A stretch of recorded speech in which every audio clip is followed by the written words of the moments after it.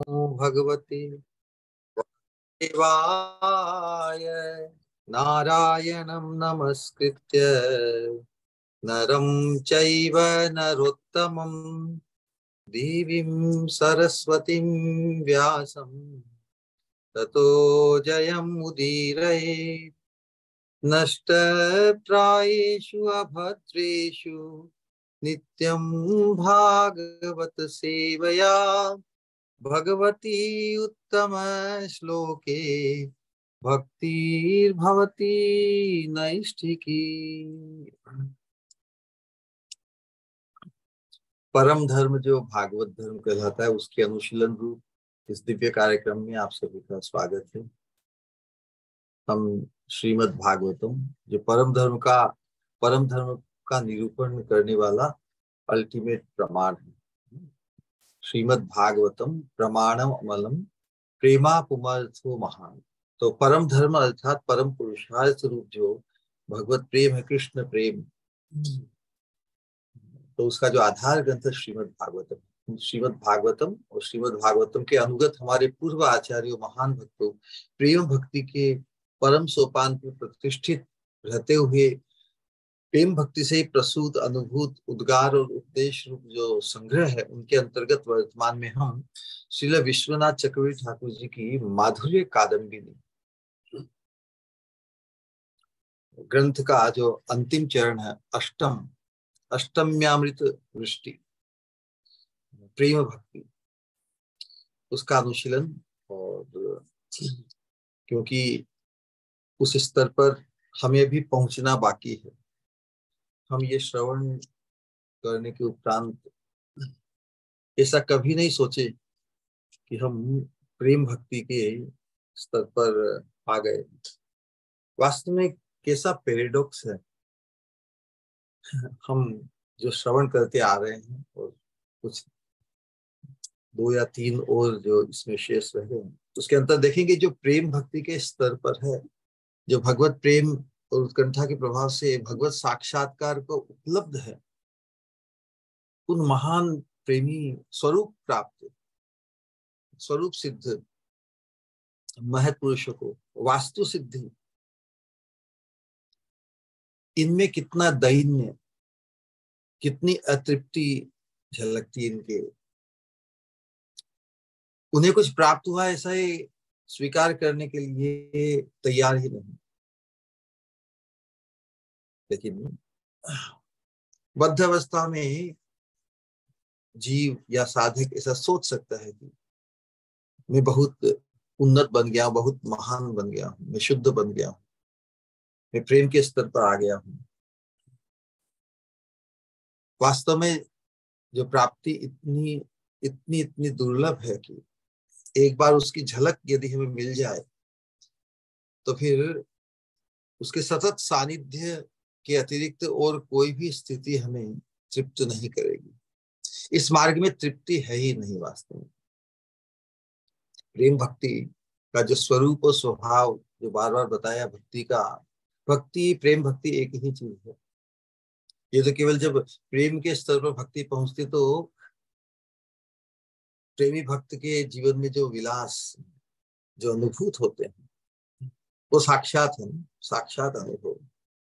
हम जो श्रवण कर रहे हैं वो हमारा अनुभव होना बाकी है, तब हम उस स्तर पर विचार कर सकते हैं।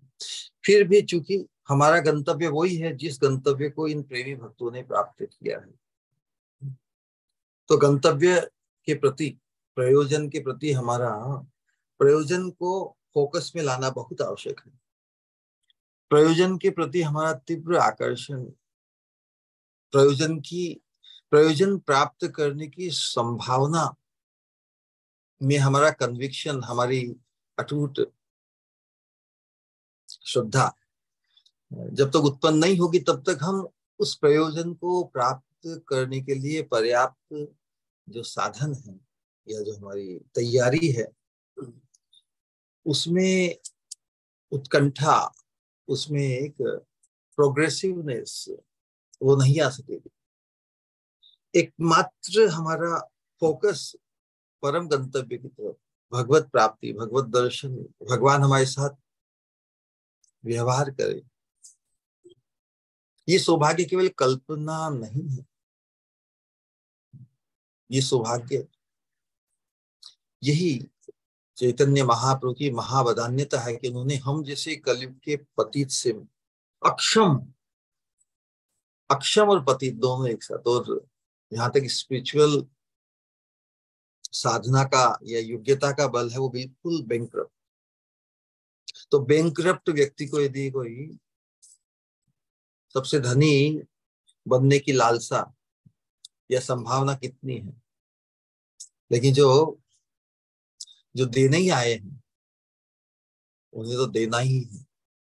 तो एकमात्र जो है अपनी नितांत अक्षमता, अपनी नितांत दीनता को जो स्वीकार करे, एक्नॉलेज करे, महाप्रभु ने अपने स्वयं के आचरण के द्वारा साधकों को ये जो मुद्रा दी है ना, हैंड्सअप, हैंड्सअप मतलब पूर्ण शरणागति, होल्डिंग बैक नथिंग, कुछ भी बाकी नहीं रखना है, क्योंकि जिस गंतव्य, जिस प्रयोजन को हमें सिद्ध करना है उसके सामने संसार की या आज तक की परमार्थ के मार्ग पर वैकुंठ गति और जो भी दूसरे धामों की जो गति है वो भी उसके सामने बिल्कुल तुलनीय नहीं। इतना अद्भुत सौभाग्य हमारी स्वामी श्रीमती राधिका रानी के चरणों के आश्रय को प्राप्त करने के लिए, उनके कंकर्यत्व को प्राप्त करने के लिए जो उपासना प्रकाशित की है चैतन्य महाप्रभु। चैतन्य महाप्रभु कौन है? चैतन्य महाप्रभु दर्शन में स्वयं राधा रानी है, स्वरूप है वो श्याम सुंदर है। तो श्याम सुंदर ही जब राधा रानी के भाव में विभावित हो तो राधा रानी तो परम कृपालु है, तो राधा रानी क्यों नहीं इस दिव्य अपने चरणों के आश्रय को प्रदान करने की का जो विस्तार है, जो प्रचार क्यों नहीं कर पाए ब्रज की लीला में। जब हमारे स्वामी ने देखा कि उनके प्रियतम श्याम सुंदर ही उनके भाव को और उनके भाव से अपने ही माधुर्य को और राधा रानी के भाव से राधा रानी को जो सुख मिलता है, इस प्रकार की तीन स्पृहाओं की अतृप्ति के कारण स्वयं अतृप्त है, तो कोई इतनी श्रेष्ठ वस्तु हो तो जो अपने परम प्रियतम को ही पहले दी जाएगी। तो हमारी स्वामी ने इसीलिए ब्रज की लीला के अंतर्गत ब्रज के बाहर इस भाव का प्रदान विस्तार नहीं हो पाया, लेकिन जब अपने भाव और भाव के साथ अंग कांति का दान देने से श्याम सुंदर जब राधा भाव विभावित हुए, भाव राधिका माधुरी आस्वादन सुख काज, जयति कृष्ण चैतन्य जय कली प्रगटे ब्रजराज। श्याम सुंदर राधा रानी के भाव में आकर जब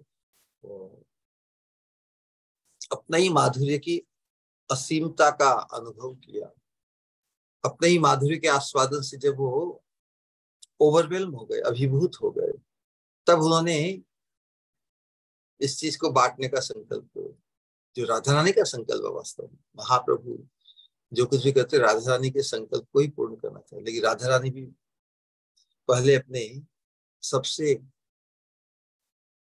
प्रेमास्पद श्याम को वो आस्वादन करना चाहते हैं जिसकी उन्हें उनके हृदय में स्पृहा जागी।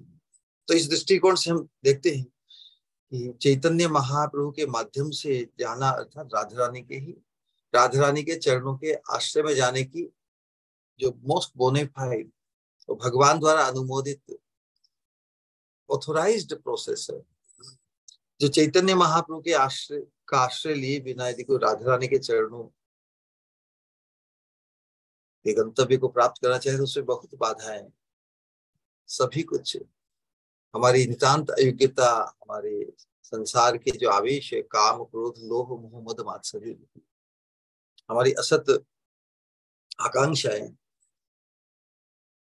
उसका निराकरण बहुत बहुत बहुत दुर्गम है। इसलिए चैतन्य महाप्रभु ने संकीर्तन के माध्यम से, संकीर्तन में पुकार ही है, संकीर्तन क्या है, ये उत्कंठा भरी पुकार के माध्यम से शरणागति को अंगीकार करते हुए साधक जब हमारी जो चैतन्य महापुरुष से आने वाली गुरु परंपरा है वो बहुत श्रेष्ठतम है। इस परंपरा में ही सभी जिस अनुमोदित पंथा को प्रकाशित किया गया है, हम सहज उससे लाभान्वित होकर हमारे जीवन में भी उस परम सोपान, कृष्ण प्रेम के परम सोपान, राधा रानी के कैंकर्यत्व की प्राप्ति अवश्य ही समझे। तो इस कन्विक्शन के साथ हमें जो प्रेम भक्ति की जो परिपाटी है, प्रेम भक्ति के सोपान पर पहुंचने पर साधक की क्या स्थिति होती है, उसके प्रति हमारा आकर्षण, वैसी स्थिति हमारी भी हो। When O when that day will be mine, Bhakti Vinod Thakur हम सबके परम लाभार्थ भजन गाते हैं। कबे ओ कबे ए दिन अमार, होबे ए दिन अमार, सरल बांग्ला भाषा। चामर ढुलावो कबे, हेरिवो मुख चंद्र, इत्यादि जो लालसाएं हैं उनको प्रकाशित हमारे पूर्व आचार्यों ने की है। पिछले सत्संग के अंतर्गत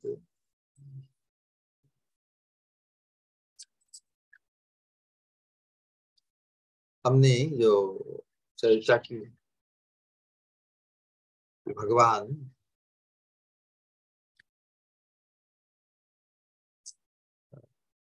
जब भगवान प्रेमी भक्त की तीव्र उत्कंठा के से आकृष्ट होकर जब उन्हें साक्षात दर्शन प्रदान करते हैं और भगवान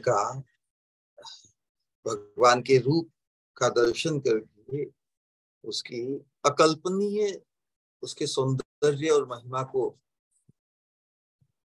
देखकर, अनुभव करके वो अभिभूत हो जाता है।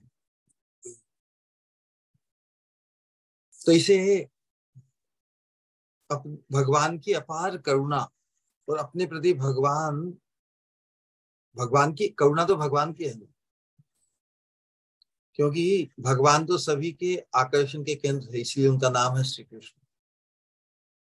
लेकिन सर्व आकर्षक कृष्ण किसी के प्रति आकृष्ट हो, वही सिद्धि है। प्रेम भक्ति के मार्ग में जो पूरा हमारा प्रयास है टू इम्प्रेस कृष्ण, भगवान को इम्प्रेस करना है कि कब भगवान हमारी इंद्रियों के गोचर होने को स्वीकार करे। तो कहा तो भगवान की करुणा, और भगवान ही यदि कहे, भगवान अपने प्रति भगवान के ऋणी होने की, यहाँ भगवान का ऋणी होने की बात है, लेकिन भगवान का ये स्वभाव ही है।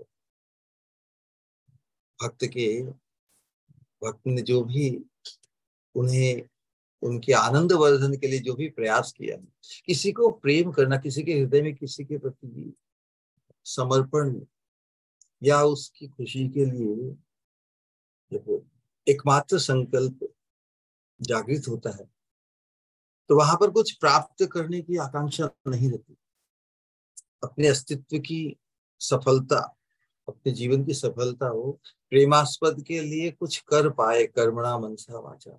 और अल्टीमेटली हम जिसे सुखी ही करना चाहते हैं, क्या उनके सानिध्य, दर्शन, सेवा का सौभाग्य नहीं पाते? इसलिए भगवान ही भले प्रेमी भक्त को साक्षात दर्शन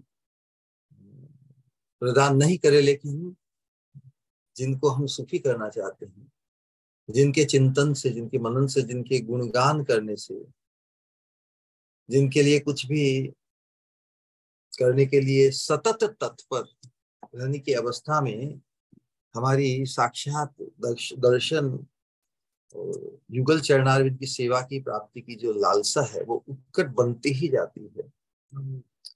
तो जब भगवान साक्षात दर्शन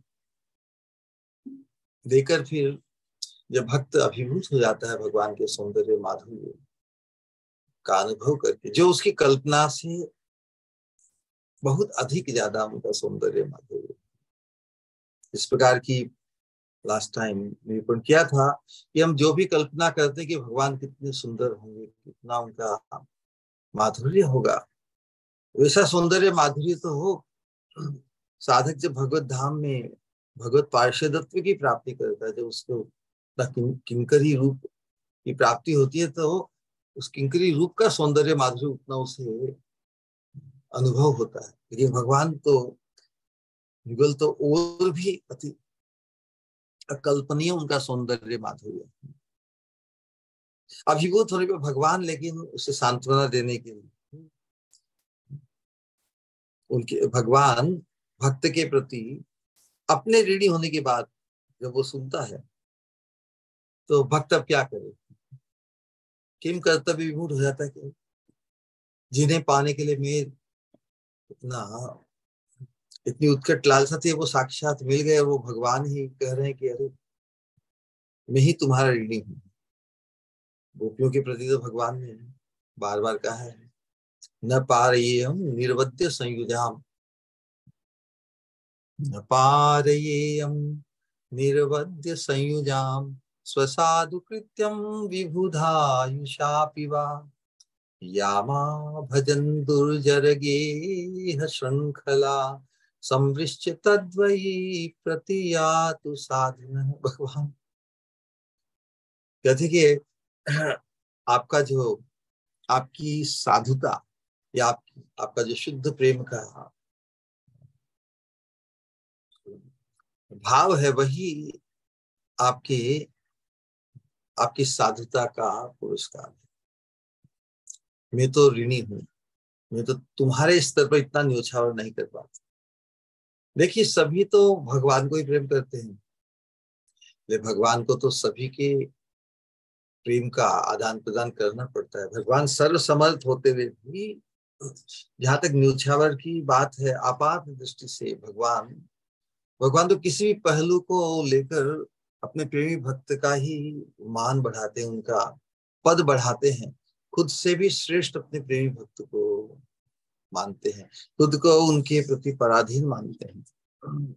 तो ऐसी अवस्था में जब भगवान ही अपने ऋणत्व की बात करते हैं, तो लेकिन भक्त तो प्रेमी भक्त तो अभिभूत है कि क्या हो रहा है। अनंत काल से इतनी साधना, बार बार हमें मनुष्य जीवन मिला, लेकिन फिर भी हम भगवान ने जिस उद्देश्य से हमें मनुष्य योनि दी, मनुष्य शरीर दिया, उस उद्देश्य को हमने बार बार नकारा, उस उद्देश्य को नजरअंदाज किया। हम भगवान की अपेक्षा पर खरे नहीं उतरे ना, तो अनेक प्रकार के अनंत अपराधों का जब वो प्रेमी भक्त स्मरण करता है, तो मन ही मन अपने अपराधी होने का, अपराधी जब अपराध को हम एक्नॉलेज करते हैं तो अपराध का दंड मिलना चाहिए। बद्ध जीव अपने अपराध को स्वीकार ही नहीं करते, इसलिए वो दंडित होने से बचना चाहता है। लेकिन इस परमार्थ सिद्धि के मार्ग पर जितने हम उन्नत होते चले जाएंगे, तो हमने जो जो अपराध किए हैं, अपराध अर्थात जिस क्षमता को भगवान ने हमें दी है, उस क्षमता के अनुरूप या उस क्षमता के विपरीत पंथा कर्मणा मनसा वाचा, इसको हमने अंगीकार किया और अपने ही परम स्वार्थ से खुद को वंचित किया। तो इसे कहा सेल्फ डिप्राइवेशन। तो उस अवस्था में भक्त की जो दीनता है, वो पराकाष्ठा को पहुंचती है, जिसके अंतर्गत भक्ति सामवेद सिंधु में रूप गोस्वामी शास्त्र को कोट करते हैं, जहां पे वो बताते हैं कि मत तुल्यो नास्ति पापात्मा, नापराधी च कश्चन है। मेरा जैसा कोई पापी नहीं, न कोई मेरा जैसा अपराधी है। मैं अपने अपराध के बोध से इतनी लज्जा पा रहा हूँ, परिहारे भी लज्जा में किम ब्रुवे पुरुषोत्तम है। भगवान, आप तो सर्वोत्कृष्ट हैं, आप तो अपाप विद्ध हैं, आप तो अपने आप में परिपूर्ण हैं। आप ऋणी होने की कैसे बात कर सकते हैं? अपराध और पाप तो मुझ में ही रहा, लेकिन मेरे अपराध और पाप का इतना इतना बड़ा भार है कि उसके रहते हुए पूर्व में ना, कि मैं आपसे क्षमा प्रार्थना करने में मुझे संकोच आता है। परिहारे भी लज्जा में कि हे भगवान, मेरे पाप और अपराध से मुझे मुक्त कर दो, ऐसा कहने में मुझे लज्जा आती है।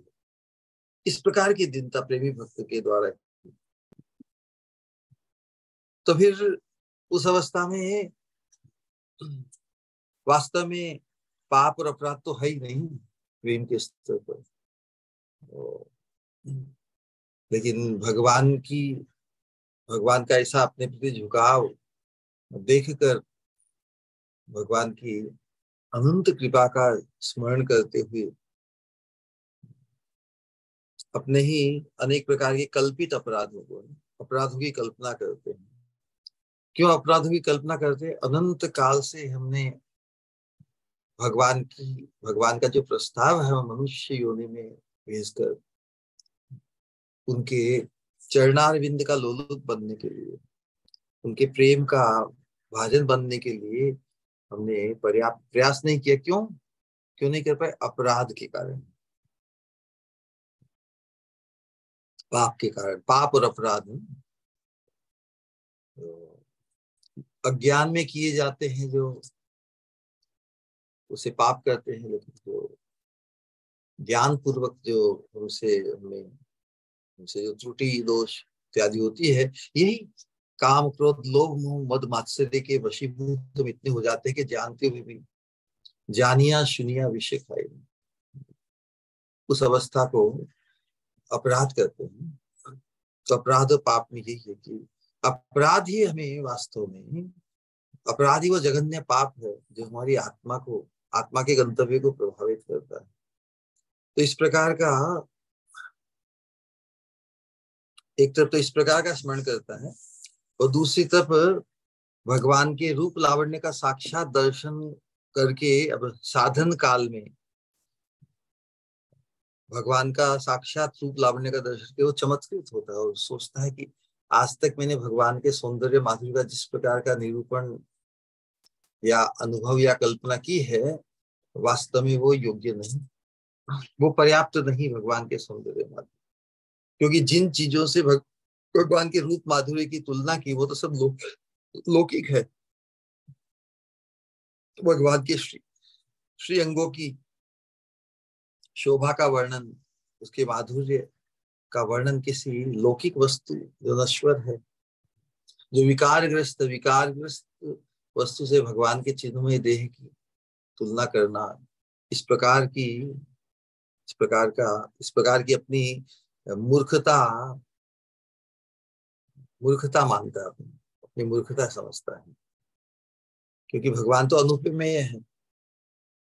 कहते हैं कि न तदस्ति पृथिव्यां वा दिवि देवेषु वा पुनः, क्या आगे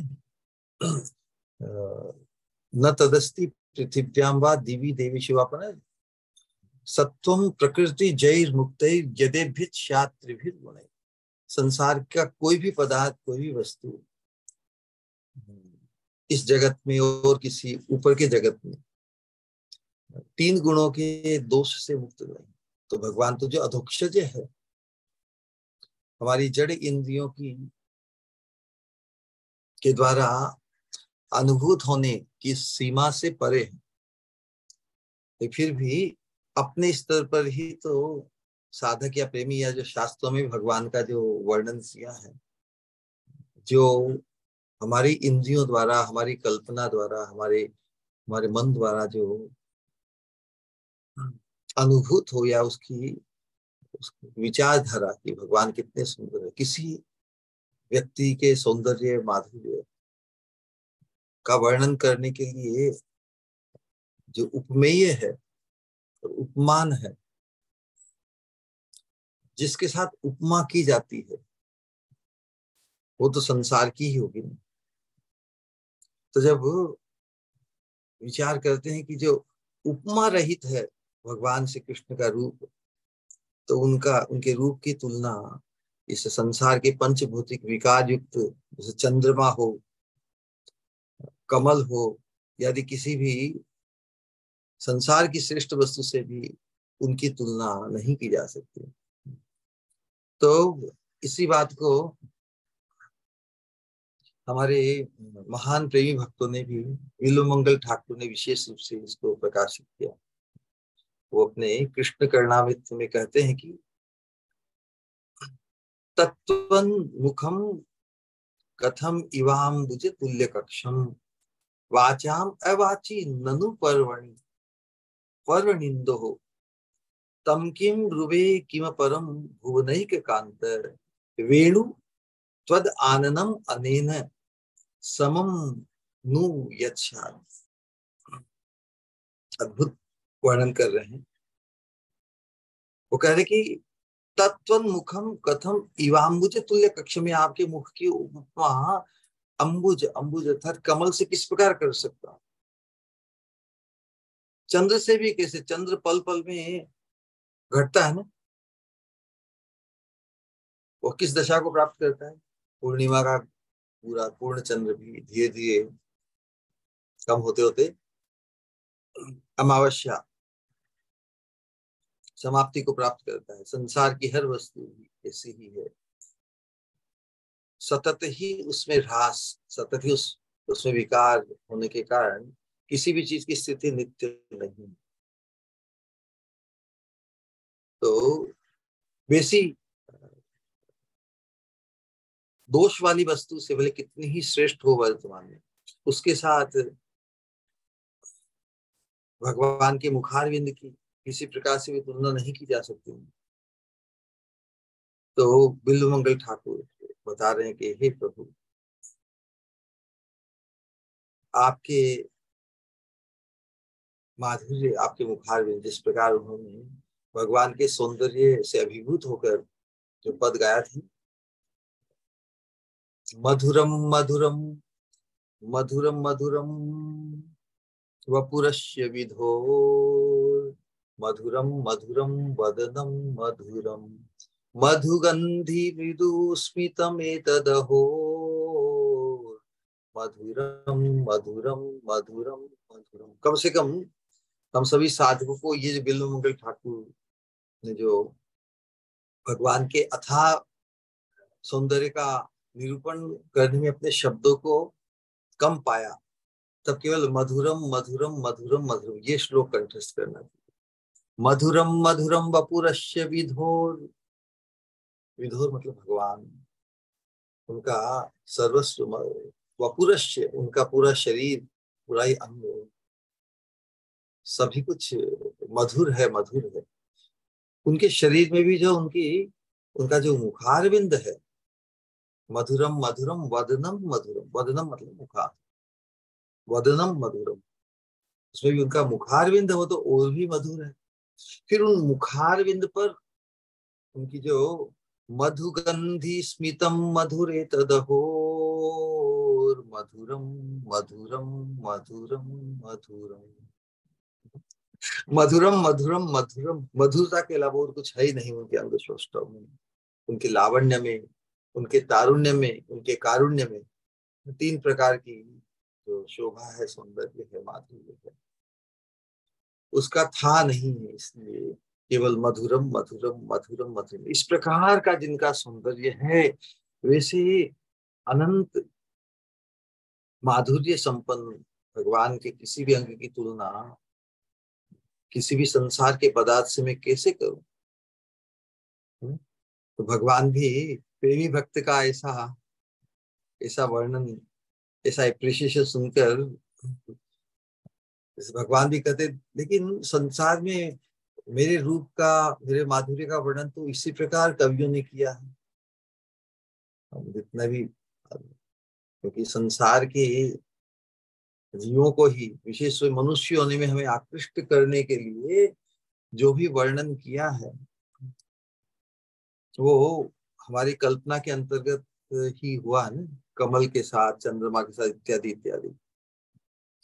तो जब दूसरों ने किया है, तुम्हारे पूर्व के आचार्यों ने भी किया है, परंपरा से किया है, वो उसी प्रकार का वर्णन। तो तुम भी यदि ऐसा वर्णन क्यों नहीं करते? हम तो परंपरा को ही फॉलो करते हैं, लेकिन प्रेमी भक्त के हृदय में ऐसा भाव उत्पन्न होता है कि नहीं नहीं, आपका सौंदर्य माधुर्य अतुलनीय है ना। तो उसके उत्तर में जैसे भगवान वो कह रहे हैं कि शुश्रूषसे शृणु यदि प्रणिधान पूर्वम पूर्वैर अपूर्व कवि भी न कटाक्षितम यत् नीराजन क्रमधुराम भवदान अनिंदोर निर्व्याज निर्व्याजम अर्हति चिराय शशि प्रदीप है। किस प्रकार का वर्णन है। तो भगवान को संबोधन करते हुए लीला शुक्र बल्लभों के ठाकुर कह रहे हैं कि शुश्रूषसे शृणु यदि, यदि भगवान इसका उत्तर आप सुनना चाहते हैं तो सुनिए कि प्रणिधान पूर्वम, प्राचीन कवियों ने प्रणिधान पूर्वक आपके रूप का दर्शन नहीं किया है। उन्होंने केवल कवित्व के अनुसार ही चंद्र हुआ, कमल हुआ इत्यादि के साथ आपके रूप का वर्णन किया है। चंद्र नीराजनम, नीराजनम मतलब आरती उतारी जाती है, तो चंद्र की जो आभा है वो कर्पूर जैसी है ना। चंद्र कर्पूर प्रदीप के समान ना। तो चंद्र को कर्पूर के अर्थ में यदि लिया जाए तो आपके मुख का नीराजन मतलब आरती करने योग्य है, लेकिन उस चंद्र रूपी कर्पूर वो भी समाप्त हो जाता है ना आरती के पश्चात। जिस प्रकार प्रदीप दूर रख दिया जाता है उसमें से धीरे धीरे वो समाप्त हो जाता है, तो उसी प्रकार आपकी श्रीमुख की यदि चंद्र रूपी कपूर द्वारा आरती कर क्या उसे दूर रख दिए जाने योग्य है क्या?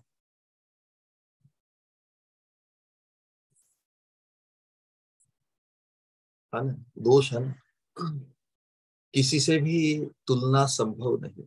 इसलिए प्रेमी भक्त यही कहते हैं कि मैं आपके अथाह सौंदर्य माधुर्य मुखार विंद के रूप की तुलना किसी अपर्याप्त या दोषपूर्ण वस्तु से करके आपके सौंदर्य को लघु नहीं करना चाहता, क्योंकि अब साक्षात अनुभव हुआ।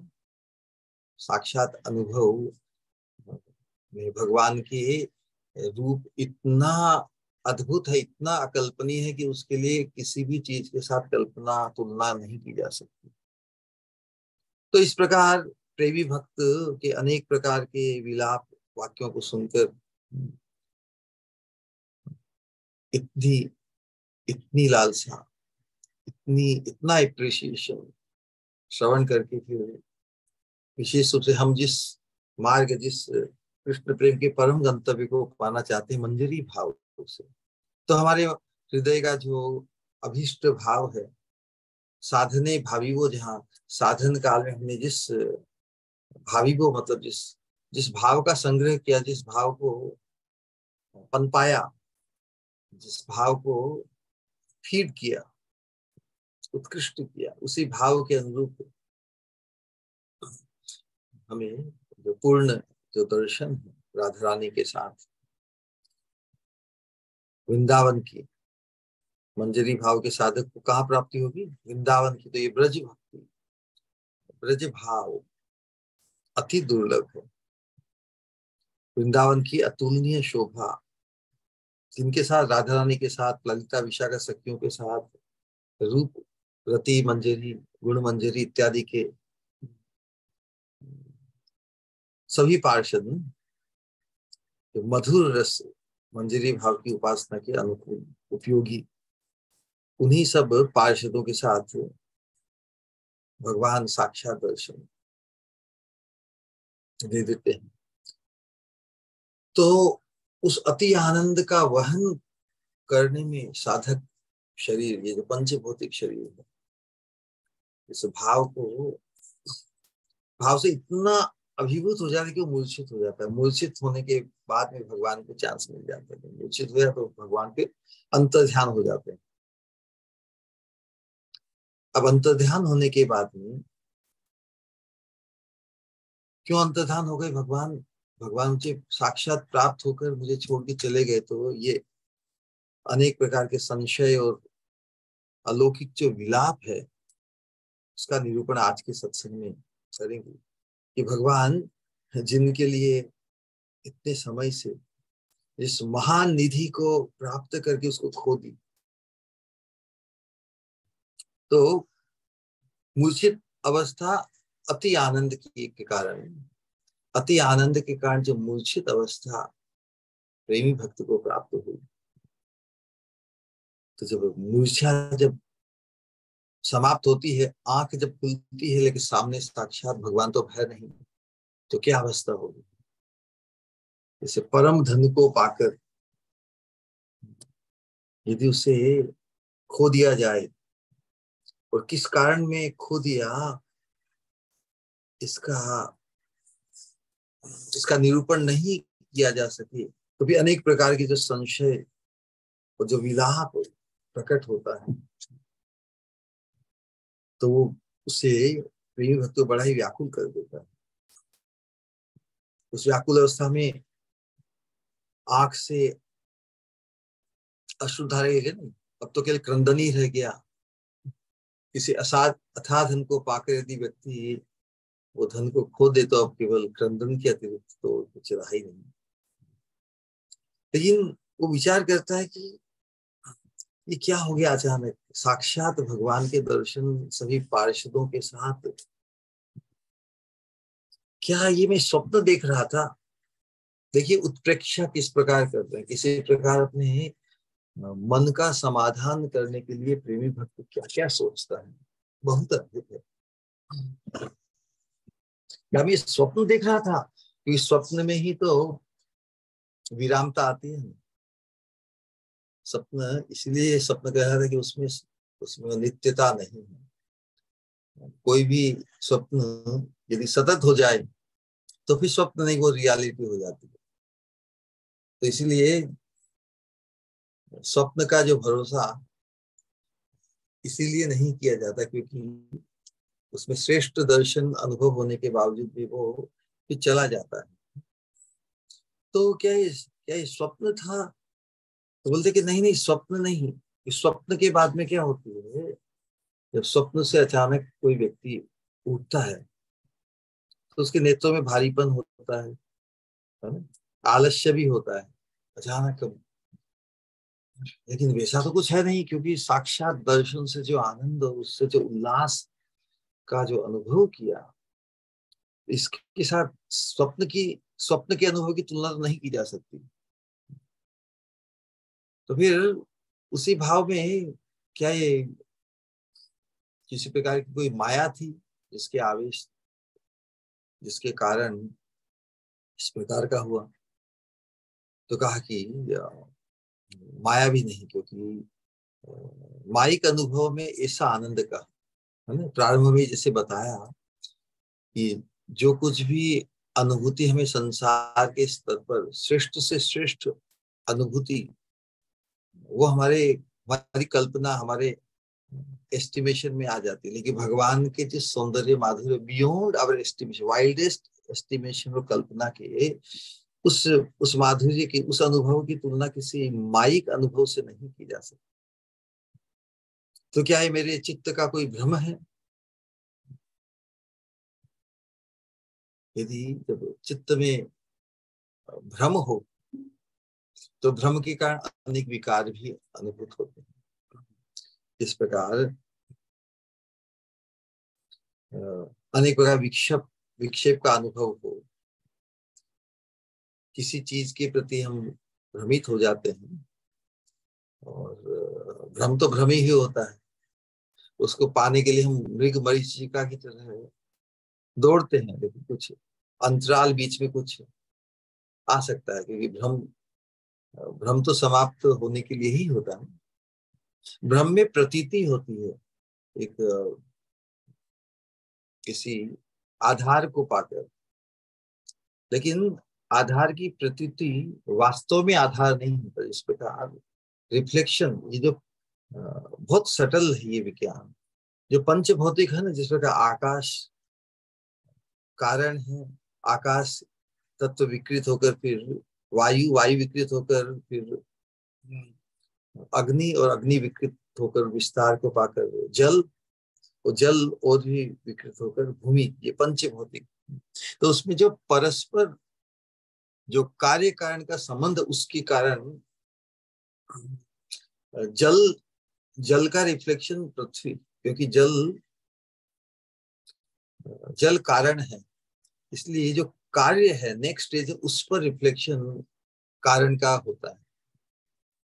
तो इसलिए तेजो वारी मृदाम यथा विनिमयो, जो भागवत के प्रथम श्लोक में जो बताया है, जल जो कारणभूत है उसका रिफ्लेक्शन पृथ्वी पर पड़ता है, और जल पर आभास होता है अग्नि का या तेज का।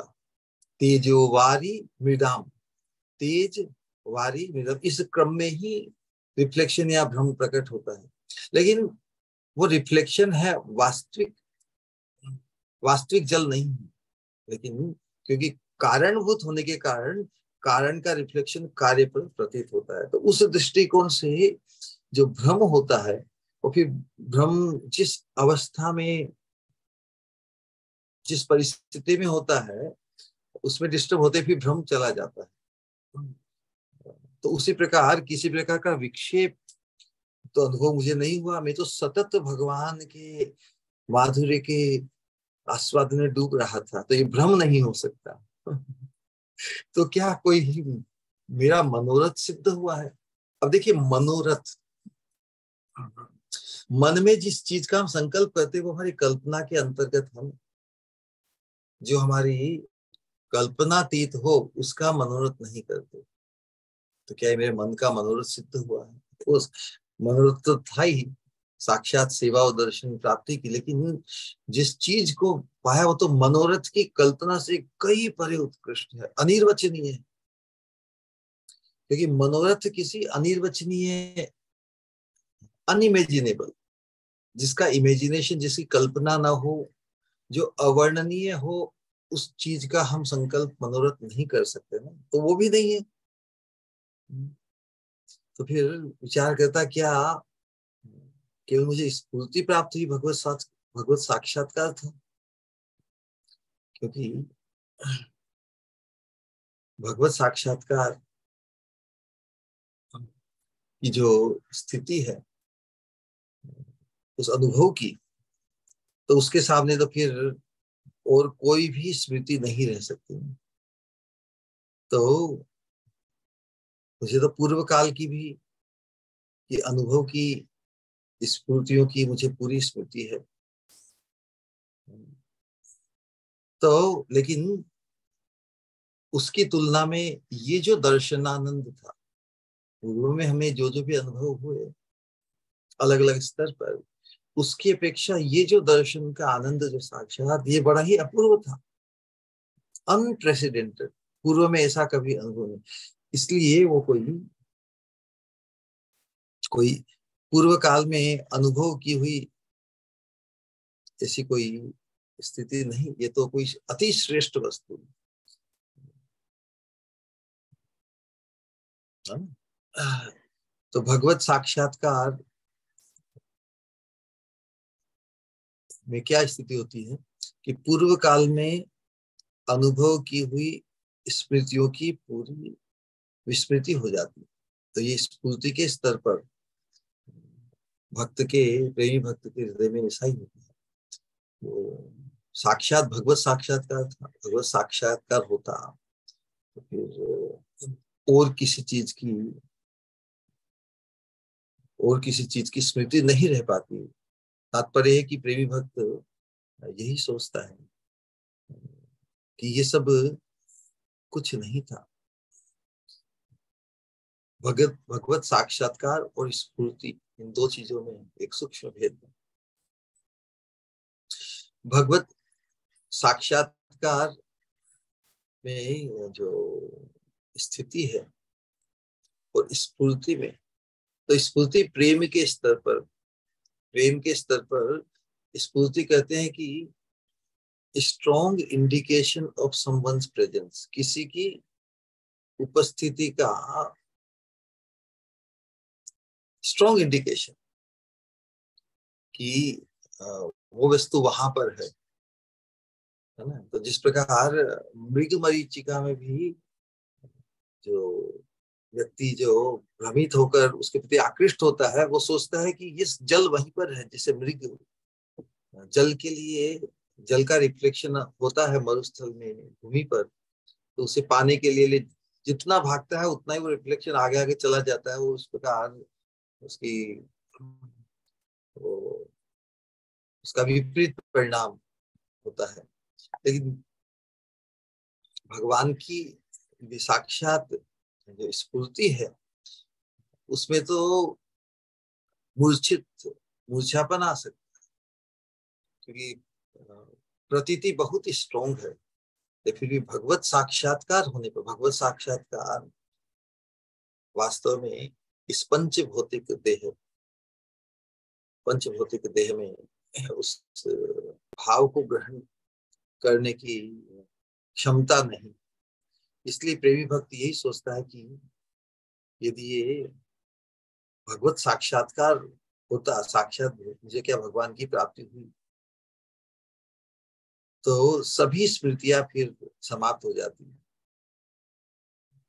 लेकिन उन स्फूर्तियों की अपेक्षा, लेकिन ये भगवान का जो दर्शन का आनंद था इस स्फूर्ति में भी, वो अति विलक्षण था। तो बहुत बार जिस प्रकार आने वाले सत्संग में सुनेंगे, जिस प्रकार नारद मुनि को भी भगवान यति उत्कंठा में जब भगवान का आवेश बढ़ा, तो भगवान ने एक झलक दी, एक पल के लिए, एक क्षण के लिए भगवान ने अपना दर्शन, दिव्य रूप का दर्शन दिया।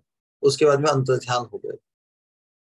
तो स्फूर्ति में और या क्षणिक दर्शन भी भगवत साक्षात्कार पूर्ण नहीं, क्योंकि साक्षात्कार मतलब प्राप्ति, भगवत प्राप्ति की अवस्था तो जब हमें समय पर भगवत पार्षद देह की प्राप्ति होती तभी संभव है। इस पंचभौतिक देह में भगवान की स्फूर्ति में भगवान एक झलक देकर हमें अभिभूत करके फिर अंतर्ध्यान हो जाते हैं। तो इस प्रकार के अनेक प्रकार के संशय करता हुआ भक्त बड़ा ही बेचैन लोटपोट करने लगता है कि अरे क्या हो गया, क्या पुनः वैसे ही दर्शन को प्राप्त करने के लिए बड़ा दुखी होता है, विलाप करता है। तो इस प्रकार विलाप करते करते वापस वो मूर्छित हो जाता है।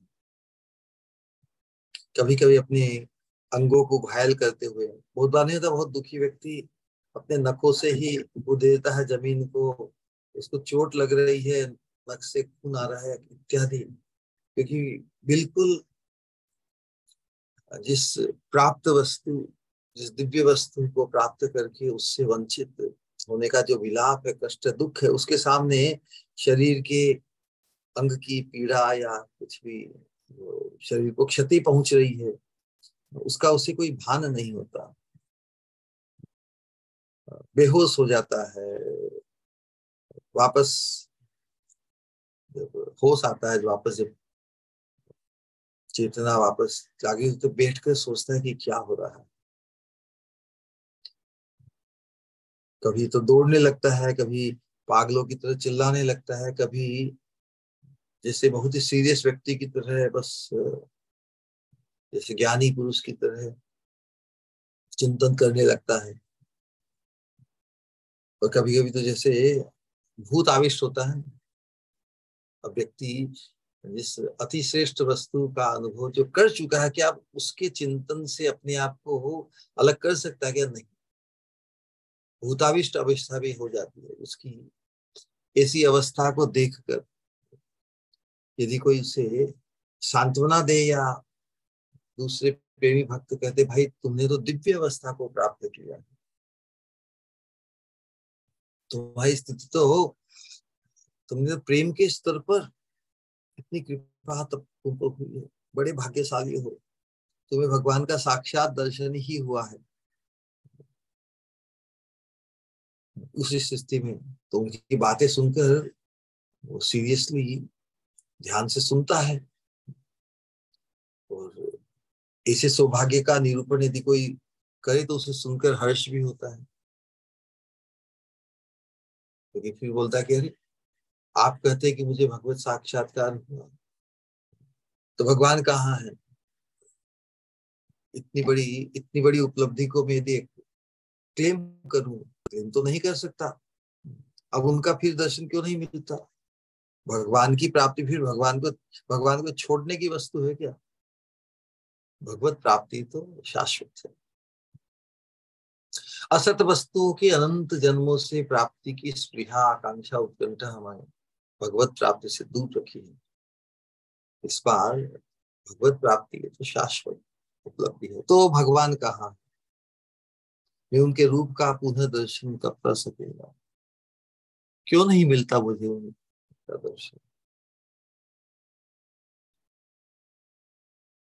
भगवान की अहेतु की कृपा, तो भगवान की अहेतु की कृपा किन के माध्यम से हुई? सत्संग के माध्यम से। तो महान प्रेमी भक्तों के सानिध्य से, महत कृपा से, महापुरुषों की कृपा से मुझे उनके रूप का दर्शन हुआ था। महापुरुष जो हमारी प्रेम भक्ति के मार्ग की जो परंपरा में हमारे आचार्य महान भक्त हैं, उन्हीं की कृपा को हम मानते हैं।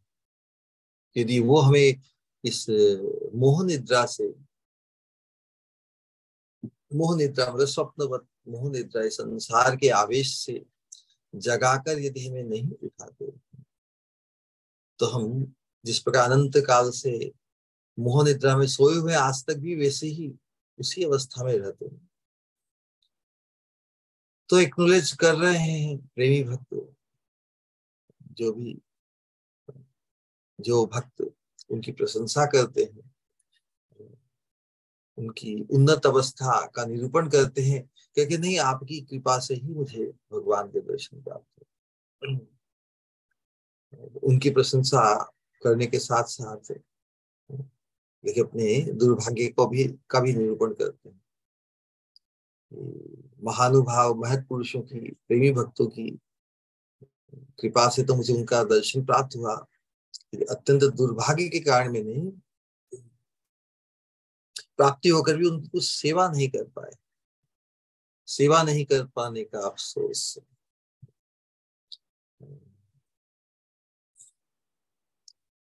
और उस अवस्था में विशेष रूप से फिर अपने भगवान की करुणा करुणा का स्मरण करते करते भगवान की करुणा की जो मूर्ति बनकर हमारे जीवन में आए, उन अपने अति प्रिय प्रेम के आस्पद श्री गुरु की कृपा, भगवान की निरूपाधिक करुणा के लिए मूर्तिमान स्वरूप है, उनकी कृपा से ही विशेष रूप से अपने श्री गुरु, वैसे तो सभी वैष्णव प्रेमी भक्त हमारे लिए पूज्य हैं, आदरणीय हैं, सभी पूज्यों के अंतर्गत भी एक विशेष के प्रति हमारी प्रीति होती है। प्रीति एकांतिक होती है। उस एकांतिक प्रीति के कारण ही जो हमारी एकांतिक प्रीति के जो आस्पद है इस साधन काल में, उनके संबंध से उनके अनुकूल व्यक्तियों, उनके सजातीय व्यक्तियों के प्रति भी हमारी प्रीतिवत ही पूज्यता का भाव होता है। लेकिन प्रीति एकांतिक होती है। उसे समझाने के लिए एक उदाहरण दिया जाता है। जिस प्रकार कोई महिला कन्या विवाहित होकर जब अपने ससुराल में आती है, तो उसकी प्रीति के मुख्य आस्पद होते पति ना। तो पति के संबंध से जो पति को प्रिय है, सास ससुर दियर ज्येष्ठ इत्यादि और जिससे भी जितने संबंध है, उनके प्रति भी प्रीति का विस्तार होने से वो भी आदरणीय हो जाता है। लेकिन प्रीति के जो एकमात्र एकांतिक आस्पद वो पति होते हैं। तो उसी प्रकार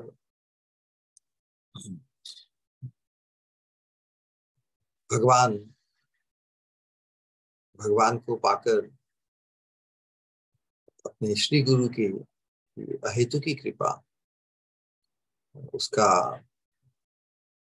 उसका अनुभव करते हैं। लेकिन इस अनिर्वचनीय भाग्य को पाकर तो मैंने इस महानिधि को पाया, लेकिन मेरे अपराध के कारण मैं उस धन को पाकर में खो दिया। कैसी कैसी अवस्था होती है। फिर मुझे उनका दर्शन क्यों नहीं होता है। किसी अपना महानिधि भगवान की साक्षात प्राप्ति जैसा अनुभव, महानिधि को पाकर यदि उस धन को खो दिया तो खुद में ही अपराध बुद्धि होती है। मेरी मूर्खतावश, मेरे अपराधवश, क्योंकि अपराध व्यक्ति कॉन्शियसली करता है। पाप तो अज्ञान में होते हैं, लेकिन जब उसको बोध होता है, उस बोध के स्तर पर जो उसमें दोष है उसे अपराध के रूप में अनुभव करता है। तो इस अवस्था में उसकी बुद्धि स्तब्ध हो जाती है। अब मैं क्या करूं, कहाँ जाऊं, क्या उपाय करूं, किससे पूछूं। शून्यायतम जगत सर्वम गोविंद विरहे, उस अवस्था को प्राप्त करता। कौन है मेरा अपना जो मुझे उनसे मिला दे। जगत में आसपास किसी को भी उसे उसके लिए सक्षम नहीं देखकर अपने आप को निराश्रित, सभी कुछ दावानल की तरह ना, पीड़ा जो विरह की पीड़ा है, क्या करूं अब। तो इस प्रकार सोचते सोचते कहा कि जब संसार का कोई व्यक्ति, कोई भी किसी से भी ये प्रयोजन या जो स्प्रिया है वो सिद्ध नहीं होगी, तो फिर वो एकांत में जाकर बैठ जाता, किसी सभी से उपरामता चिंतन करता है।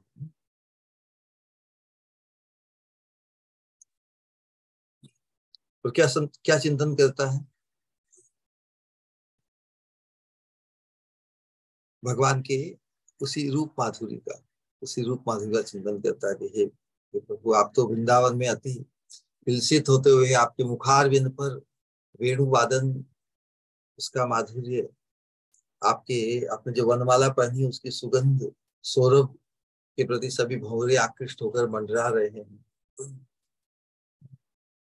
तो क्या ऐसे दिव्य सौंदर्य माधुर्य के मुझे पुनः दर्शन प्राप्त होंगे। जब और सामने नहीं दिखता तब जो साक्षात प्राप्त हुए उन्हीं को ही पुकारता है, उन्हीं के पुनः दर्शन के लिए व्याकुलता प्रकट करता है। मैंने एक बार केवल आपके माधुर्य अमृत का आस्वादन किया, क्या उसे, जब एक बार आपने कृपा की और आप तो अनंत कृपाशील है, तो क्या पुनः कृपा मुझ पर नहीं करेंगे। क्या कृपा में आप कंजूसी रखेंगे। एक चीज यदि किसी चीज का अनुभव कराया तो क्या उससे तृप्ति होगी, क्या कभी नहीं होगी। तो क्या मेरा ऐसा दुर्भाग्य है कि मैं इसके कारण पुनः आपके दर्शन के लिए प्रार्थना भी नहीं कर सकता। हे प्रभु, मेरी बड़ी ही दुर्गम, बड़ी ही विपदा वाली है ये दिव्य विपदा है। भगवान के पुनर्दर्शन के लिए एकमात्र आकांक्षा, कैसी स्थिति में प्रेमी भक्त आ जाता है। तो भक्त इस प्रकार विलाप करते करते लौटते लौटते लौटते लंबी लंबी सांस भरता है। से उन्मत्तता, उन्मत्त अवस्था में क्या स्थिति होती है।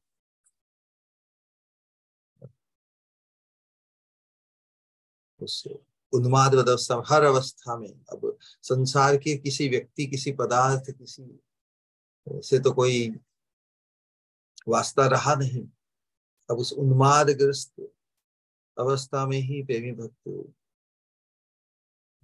अंतर अंतस चिंतन में ही हर दिशा में से भगवान का ही दर्शन करते हुए जब ये आनंद से विभोर हो जाता है, और भगवान ने जो अनुभव किया, अनुभव दिया, तो उन अपने अंतःकरण में जो एकमात्र जिनके दर्शन की लालसा, उत्कंठा उसके अंतर्गत भगवान को ही जैसे आलिंगन कर रहा है अंतर में जब, तो यही तो है कि एकमात्र आकांक्षा जब, एकांतिक आकांक्षा जब हृदय में, अंतःकरण में, चित्त में हो जाती है, तो फिर उस अवस्था में जैसे भगवान से ही उसका मिलन हो रहा है, ऐसा किसी तरह अपने चित्त को विलसित करता है, अपने चित्त का समाधान पाने के लिए। जिसे भगवान का ही साक्षात आलिंगन हो रहा है, वैसा वैसा अनुभव करते हुए हंसने लगता है, तो कभी नाचने लगता है, कभी गाने लगता है ना, फिर भगवान को फिर नहीं देखकर वापस व्याकुल हो जाता। तो इस प्रकार की ऊहापोह, ऊपर नीचे की स्थिति, शरीर का कुछ भान नहीं रहता उस अवस्था में। शरीर का जो आइडेंटिफिकेशन है वो बिल्कुल नहीं रहता, क्योंकि चिन्मय भाव, वो चिन्मय भावना साधना काल के अंतर्गत अपनी चिन्मय रूप, इस संसार का जो पंचभौतिक शरीर है, इस रूप की बिल्कुल धारणा समाप्त हो जाती है ना? तो यथा समय पर उसी अवस्था में, क्योंकि प्रेम की अवस्था जिस प्रकार का बार बार निरूपण किया, इसमें जो उर्मी है, उसमें जो प्रवाह है प्रेम का आवेश, वो इतना इतना होता है कि उसे पंच भौतिक शरीर उसे धारण नहीं कर सकता, अपने शरीर के संबंध में कुछ भी ज्ञान न रहने के कारण। वही उसी उत्कंठा, तीव्र लालसा में के, हे प्रभु आप तो करुणा के सागर हैं, उसी अवस्था में क्या अनुभव कर, दिव्य अनुभव कि एक बार जब, तो ये अवस्था जब इस पंच भौतिक देह का पात होने का समय होता है, उस समय ऐसी अनुभूति होती है। कैसी अनुभूति? आई मधुर मिलन की बेला। इस कॉन्सेप्ट को, जिसका बहुत बार निरूपण सत्संग में हुआ है, यही यही मधुर मिलन की बेला, जब संसार के सभी पदार्थ व्यक्ति से बिल्कुल उपरामता पाकर अपने ही अंतर में उस आकांक्षा को लिए भगवान की अथाह करुणा का साक्षात इसी चिंता के भगवान साक्षात प्रत्यक्ष रूप से प्रकट होकर, क्योंकि अब जो अंतर में जिनके रूप का दर्शन हो रहा है बस अब, तो भगवान ही मुझे साक्षात अपने धाम में ले जा रहे हैं। यही आई मधुर मिलन की बेला, इस अवस्था को प्राप्त हो जाता है। इस प्रकार पूर्ण भगवत प्राप्ति के माध्यम से भगवान अपने पार्षद के रूप में, किंकरी रूप में, क्योंकि प्राप्ति का अनुभव साधक करता है। तो इस प्रकार हम देखते हैं कि भगवान भक्त की आरती और उत्कंठा को देखकर जो एक बार दर्शन जब देते हैं, तो उसके बाद में फिर साक्षात भगवत प्राप्ति के बीच में फिर अधिक समय साधक का नहीं रहता। उसकी जो उस मधुर मिलन की जो आकांक्षा पुनः प्राप्त करने के लिए अति अति शीघ्र फलित होती है, क्योंकि उस अवस्था में जो आनंद में जो मूर्छा आती है, फिर जो विलाप है, जो संसार की काम का, तो संसार का प्रयोजन तो कुछ बाकी रहा नहीं है। फिर भी यदि भगवान जिस प्रकार नारद मुनि के बारे में हम श्रवण करेंगे कि भगवत दर्शन के अभाव में एक बार दर्शन पाकर ना, कि जो अत्यधिक उत्कंठा या व्याकुलता में जो उसको बढ़ाने के लिए ही भगवान जो एक बार दर्शन देते हैं, उससे उसकी उत्कंठा व्याकुलता बढ़कर फिर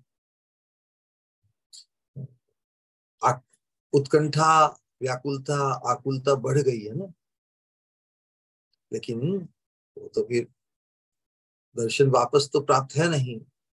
तो भगवान के दर्शन के अभाव में भक्त के हृदय में जो अति तृष्णामय, इस प्रकार की उन्मादना, एक प्रकार का, जिस चीज को एक बार देख लिया, पा लिया, उसको पुनः पाने की जो एकमात्र तृष्णा रह जाएगी, उस तृष्णा के सामने बाकी सब तृष्णाएं तो समाप्त हो जाएगी। नारद मुनि ने भी दासी पुत्र के रूप में श्रीमद् भागवत में वर्णन है, बचपन में ही महत् पुरुषों की, प्रभुपादों की कृपा से उनके हृदय में भगवत प्रेम की प्राप्ति, ममा रति, रति के स्तर पर, प्रेम के स्तर पर नारद मुनि जब महत् पुरुष चले गए और भगवान के दर्शन के लिए अति उत्कंठित जब नारद मुनि को देखा, प्रेम के स्तर पर ही भगवान प्रथम दर्शन देते हैं, तो भगवान हठात उनको एक दर्शन देकर अंतर्ध्यान हो गए। तो अंतर्ध्यान अवस्था में नारद मुनि अति व्याकुल, भगवान के पुनः दर्शन प्राप्त करने के लिए छटपटाने लगे। और पुनः दर्शन प्राप्त करने के लिए बहुत ही उत्कट प्रार्थना करने पर भगवान ने फिर अलक्षित रूप में क्या कहा कि बस इस जीवन में, मतलब इस पंचभौतिक शरीर जब तक है, इस जीवन में तुम्हें मेरे दर्शन नहीं होंगे पुनः, बल्कि तुम्हारी उस प्रेम उत्कंठा, दर्शन की लालसा को अति उत्कट, उस अनुराग की वृद्धि के लिए ही मैंने एक बार तुम्हें दर्शन दिए। तो भगवान एक बार दर्शन यदि किसी को दे दे, इसलिए भक्ति जो ठाकुर लगते हैं कि जन्म सार्थक होय तार कृष्ण दर्शन हो यार। एक बार भी यदि भगवान किसी को दर्शन साक्षात अपने देते, एक पल के लिए भी, तो उसके हृदय में ये जो प्रबल लालसा, उत्कंठा जब उत्पन्न होकर, फिर तो संसार के किसी भी कार्य से, संसार की किसी आकांक्षा अपेक्षा रह ही नहीं सकते, तभी विषय वासना दूर हो जाती। इसलिए जब तक हम प्रेम के स्तर पर नहीं आते, तब तक संसार से कुछ वास्ता, हमारी हमारी जो कंडीशनिंग है, या जो संसार के पदार्थ है, वस्तु है, व्यक्ति है, उनसे कुछ न कुछ वास्ता रह जाने की संभावना रहती है। जिस प्रकार भाव के स्तर पर भी भरत महाराज का आकर्षण दया के कारण हिरण के बच्चे के प्रति हो गया, उसके कारण ममता उसमें जागृत हो गई। लेकिन प्रेम के स्तर पर तो एकमात्र ममता के आस्पद भगवान ही रह जाते हैं, सब प्रकार की विषय वासनाएं दूर हो जाती। यही विरह कातरता हम गोपियों के रासलीला के समय पर भी भगवान ने वही खिलवाड़ किया, ब्रज सुंदरियों के बीच में ही अंतर्ध्यान हो गए। तो विरह कातरा गोपियों के जो आलाप है, उनको श्रवण करने का भी भगवान ने आस्वादन किया, वो देखना चाहते हैं। तो भगवान इसी बात का निरूपण करते हैं, पुनः उनकी अत्यंत विकलता, और वो देखकर जब भगवान जब तासाम आविर्भूत शौरी स्मयमान मुखाम्बुजम पीताम्बर धर श्रग्वी, साक्षात मनमथ मनमथ है। भगवान ने गोपियों, प्रेमिकाओं के मन को मथना वाला, संसार में मन को मथता है कामदेव, लेकिन जो कामदेव के मन को ही मथित करने वाला, ऐसा आकर्षण गोपियों का भगवान के प्रति। उस उत्कंठित अवस्था में भगवान ने जब पुनर्दर्शन दिया, पुनर्दर्शन के लिए ही जो उत्कट विलाप करते हुए गोपियां भगवान को ढूंढते हुए तो केवल अपने मन के साथ ही, मन में जो जो चल रहा है, भगवान, एकमात्र भगवान की ही अनुभूति। तो जमुना के तट पर जब उन्होंने भगवान के चिंतन में ही भगवान की अनेक लीलाओं का अनुकरण किया। तो उस अवस्था में जब भगवान के अतिरिक्त उनकी चित्त वृत्ति में कुछ रहा ही नहीं, तो भगवान कहाँ छुप सकते हैं। हमारी चित्त वृत्ति में जब एकमात्र भगवान ही अनुभूत होने लगेंगे, हमारी कॉन्शियसनेस में, चेतना में, तो फिर हम भगवान हमसे छुप कर कहाँ जाएंगे, क्योंकि अब चेतना भगवान में अनुरक्त हो गई, तो सतत भगवान का ही जिससे दर्शन, मनन, चिंतन जो भी कहे हो रहा है, उस अवस्था में भगवान छिप के कहाँ जाएंगे। तो गोपियों ने जब भगवान को ढूंढना छोड़ दिया और केवल सर्कल में बैठकर भगवान के लीला चिंतन में है, मग्न है, तो उस अवस्था में कोई पीछा करे ना हमारा, तो हम लुका छिपी करने का आनंद होता है। अब जब गोपियों ने पीछा करना छोड़ दिया, तो भगवान कह रहे तो मुझे ढूंढ नहीं रही है, अब तो एक जगह बैठ गई, और अब भगवान को छुपने का भी मन, जब तो मेरा पीछा नहीं कर रही है। एक रसाकसी होती है ना, एक कंपटीशन होता है। तो जब गोपियों ने देख लिया कि भाई ये बड़े अनूठे हैं, आज इनको नहीं मिलना, ऐसा संकल्प कर लिया, तो क्यों हम क्यों इन्हें रात्रि में दुखी करें। हम जितना पीछा करेंगे उतना ही वो हमसे छुपने के लिए दूसरे दूसरे कुंज में इधर उधर भटकेंगे। रात्रि के समय में जो पथ है उसमें कंकर पत्थर इत्यादि से उन्हें कष्ट हो सकता है। तो भगवान की असुविधा और कष्ट का चिंतन व्यंजना करते हुए उन्होंने भगवान को ढूंढना छोड़ दिया, लेकिन भगवान को मन लगे नहीं। इसलिए जब सभी के बीच में स्वयं ही वो प्रकट हो गए, स्मयमान मुखाम्बुज, शौरी कहते हैं सुखदेव गोस्वामी, भगवान को समझ शौरी कहते हैं। शौरी मतलब बड़ा शूरवीर। गोपियां जो इतनी प्रलाप कर रही है, उनके प्रलाप को सुन के भी इतने धृष्ट होकर इतने लंबे समय तक उन्हें भटकाया, अपने आप को शूरवीर समझते हैं। स्मय मानो भी, और मुस्कान लेते हुए, स्मय मानो मुखाम्बुजम, तो मुखार बिंदु मुस्कान लेके प्रकट हो गए गोपियों के बीच में। आविर्भूत शौरी, पीताम्बर धर सगी, पीताम्बर धर श्रग्वी, धर श्रग्वी, श्रग्वी मतलब ये जो वैजंती वाला है उसको श्रग्वी कहते हैं। पीताम्बर धर श्रग्वी साक्षात में। अब वैजंती माला तो किसको पहनाई जाती है, जो जैसे किसी को कोई विजय प्राप्त करे तो उसे मेडल के रूप में माला पहनाई जाती है। सुखदेव गोस्वामी कटाक्ष कर रहे हैं, क्योंकि गोपियों के पक्षधारी हैं, उनका भी तो भाव वही है, राधा रानी की शरणाश्रित है। तो उसी प्रकार इस भाव में भगवान के प्रति कटाक्ष करते हैं, अपने आप को बड़ा शूरवीर समझते हो और हंसते हुए जैसे विजयी हो गए। वास्तव में शोभा देता है क्या भगवान का ये साथ।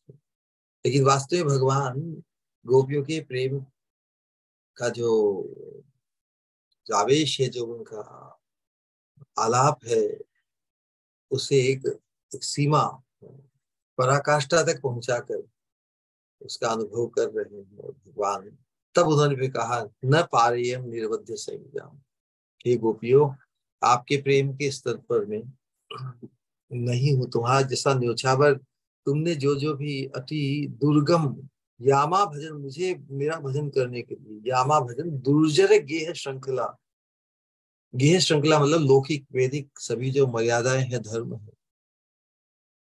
उनका अतिक्रमण करके भी तुमने मुझे प्राप्त करने के लिए आई हो। ऐसा न्योछावर मेरे लिए संभव नहीं। वास्तव में भगवान जो गोपियों की प्रशंसा कर रहे हैं, लेकिन गोपियों के तो प्रियतम है, गोपियों के हीरो है भगवान, राधा रानी के हीरो है। अब यदि हीरो ही अपनी पराजय को स्वीकार करे तो आनंद तो होता है, लेकिन हीरो कौन है, हीरो की महिमा, हीरो के प्रति आकर्षण, हीरो की जो हीरो के बारे में जो अप्रेजल है, कितने कीमती है भगवान गोपियों के लिए। ये सौंदर्य माधुर्य, उनके सानिध्य को प्राप्त करके किस धन को उन्होंने प्राप्त किया, इस अथाह धन को, अमूल्य धन को प्राप्त करने के लिए कुछ भी न्योछावर तो कम ही है। तो जब भगवान को अपने प्रति ऋणी होने का जो भाव व्यक्त किया, तो गोपियां तो पुनः भी ठगी सी रह गई। अरे ये क्या कर रहे हैं, ये सर्वगुण संपन्न, सर्व ऐश्वर्य माधुर्य के धनी, सभी दोषों से मुक्त, ऐसी हम हम गोपियों के प्रेम को जगत में प्रतिष्ठापित करने के लिए हमारे ऋणत्व को स्वीकार करें, इतनी योग्यता तो हम में नहीं। भले ही हम भगवान को ही एकांतिक प्रेम करते, लेकिन ऐसे अमूल्य धन को प्राप्त करना ये क्या हमारी योग्यता से है? ये तो न्योछावर तो इनका ही है। इतने महान, इतने सर्वस्व व्यक्ति यदि हमारे अपने प्रेम को साधारण मानती है गोपियां, भगवान ने जब अपने ऋणत्व को प्रकाशित किया तो सोचती है कि हम तो इतनी योग्य नहीं कि सर्वसमर्थ व्यक्ति हमारा ऋणत्व स्वीकार करे। जैसे कोई राजा हो, राजा तो सर्वसमर्थ है ना, सर्वसमर्थ राजा यदि किसी के सामने झुके तो कैसी होगी बात। तो भगवान का जो आकलन गोपियों के हृदय में है वो अति अति उत्कृष्ट है। उसके लिए जितना न्योछावर किया वो भी पर्याप्त नहीं। तो वो यही भगवान से जानना चाहते कि और क्या है जो हम कुछ कर सके जिससे आप तुष्ट हो जाए। तो भगवान को किसी भी हद तक अपनी प्रीति को व्यक्त करना चाहती है। और जब भगवान को साक्षात प्राप्त कर लिया, भगवान तो अनुकूल ही है, किसी प्रेमी भक्त के भगवान प्रतिकूल नहीं। लेकिन आपात दृष्टि से ऐसा ही अनुभव हो रहा है कि गोपियों के प्रतिकूल है भगवान। एक गोपियों की का जो विरह में जो विकलता है, व्याकुलता है, उत्कंठा है, उसका भी जो आनंद, उस आनंद से अनुभव, उस आनंद से भी अनुभूत कराने के लिए भगवान ने ये खिलवाड़ किया। इसलिए भगवान का जो खिलवाड़ है गोपियों से लुका छिपी करने का, वो भी वास्तव में उनके द्वारा ही अनुमोदित है। उसमें उस आस्वादन केवल भगवान तक ही सीमित नहीं, विरह व्याकुलता का जो उन्माद है, आनंद है, वो गोपियों द्वारा अनुभूत कराने के लिए ही भगवान ने किया। लेकिन उनकी इस अभिभूत अवस्था को देखकर खुद भी ठगे रह गए और अपने ऋणत्व को स्वीकार किया। उस ऋणत्व सर्वसमर्थ व्यक्ति अपने ऋणी होने को स्वीकार करे तो फिर कुछ न कुछ तो अटकल वो निकालेगा न, सर्वसमर्थ है। इस प्रकार जो स्तर गोपियों के प्रेम का है, जो अनुभव उन्हें भगवान उनके प्रेमास्पद है, उन्हें प्रेम करके जो उन्हें सुख अनुभव होता है, जो इतना प्रेम कोई करे किसी को, किसी के आकर्षण, किसी के प्रति इतना आकर्षण, इतना सौंदर्य माधुर्य का जो जो मोह है ना, ये दिव्य मोह है। अपने ही प्रति किसी का इतना उत्कट आकर्षण देखकर भगवान भी बड़े विस्मित होते हैं। मुझे कोई इतना प्रेम करे, ऐसा मुझ में क्या है। तो स्व माधुर्य का आस्वादन करने के लिए और गोपियों के प्रेम से उन्हें जो आनंद प्राप्त होता है, उनके प्रेम की महिमा को समझने के लिए जब भगवान जब गोपी भाव, मंजरी भाव, राधा रानी के भाव में विभावित होकर जब चैतन्य महाप्रभु के रूप में आते हैं, फिर उसका आस्वादन करते हैं। तो यही अवस्था भगवान से ही, तो भगवान गोपियों को कहते हैं कि हे प्रेमी सखियों, जिस प्रकार धनहीन व्यक्ति देवयोग से मतलब सौभाग्य से प्राप्त तो होता है, लेकिन उस धन का यदि हठात नष्ट हो जाए, संसार की तो हर उपलब्धि नष्ट हो जाती है ना, जब ये शरीर ही छूट जाता है, सब कुछ छूट जाता है। तो संसार के स्तर पर ही ये स्थिति, दिव्य प्रेम की स्थिति का प्रकाश करते हुए बता रहे हैं कि जब देव योग से प्राप्त किसी अथाह धन को प्राप्त करके व्यक्ति को नष्ट हो जाए ना, तो फिर क्या अवस्था होती है? उस धन की ही चिंता में खो जाता है, सब कुछ भूल जाता है, तन्मय हो जाता है। तो जो भगवान में तन्मय हो जाते हैं, तो उसी प्रकार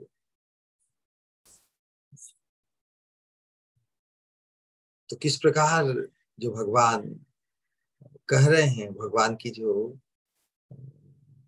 का जो स्वभाव है,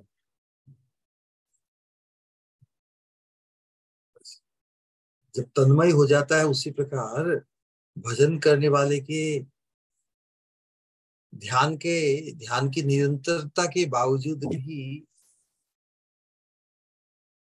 में भजन करने वाले को दर्शन नहीं देता ना। तो वास्तव में एक भक्तों की जो उत्कंठा है, एक एक अनुपम भाव चित्र, इसकी कल्पना कीजिए कि हमारी स्थिति कैसी होगी कि जब हमारी केवल भगवान के चिंतन में ही चित्त वृत्ति इतनी मग्न हो जाएगी।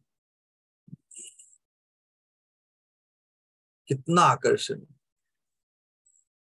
भक्त के प्रेम की अथाह तृष्णा और उन्मादता ही है। तो उस तृष्णा में मग्न करते हुए ही भगवान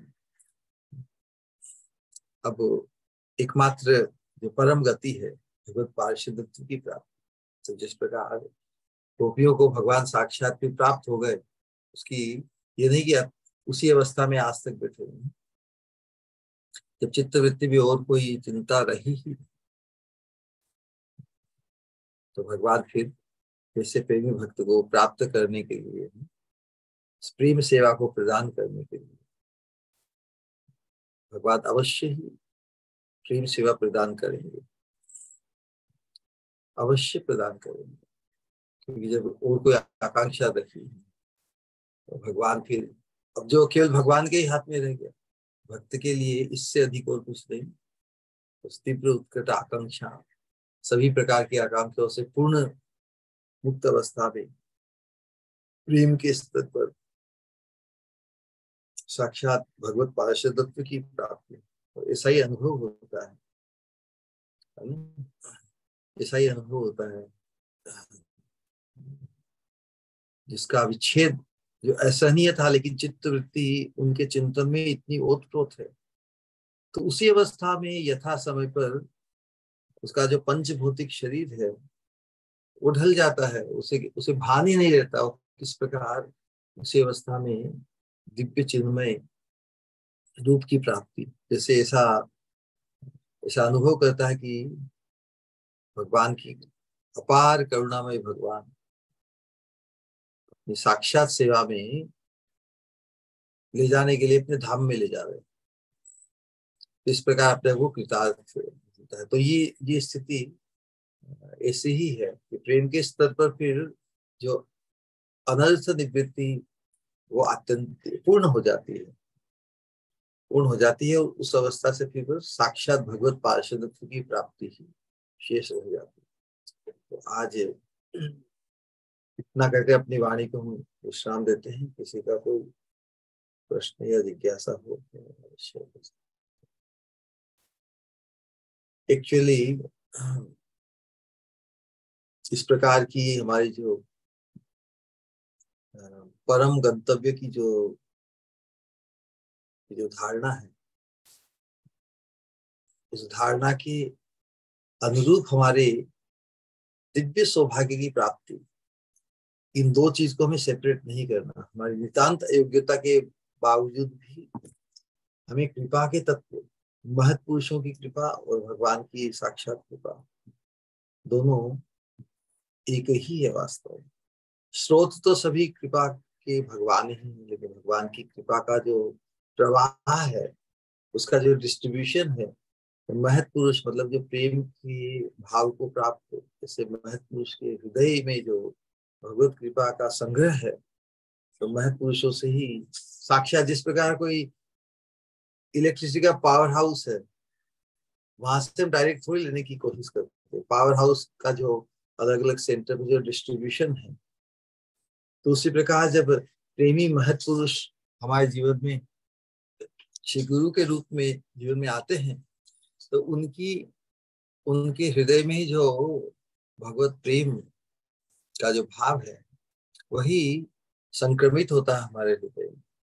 तो हम क्रेडिट तो जो निमित्त को ही देते हैं, भगवान भले ही कृपा के मूल स्रोत हो, लेकिन जहाँ से डिस्ट्रीब्यूशन मिलता है, तो एवेन्यू है, उसी का ही गुणगान, उसी की महिमा का गान किया जाता है। तो उसी प्रकार प्रेमी भक्त उस महत कृपा के माध्यम से उस अनुशीलन, उस प्रकार के अनुशीलन को प्राप्त करते हुए, उस प्रकार के चिंतन में मग्न होकर भगवत प्राप्ति, भगवत पार्षदत्व की प्राप्ति का पूर्ण भाजन बन जाता है।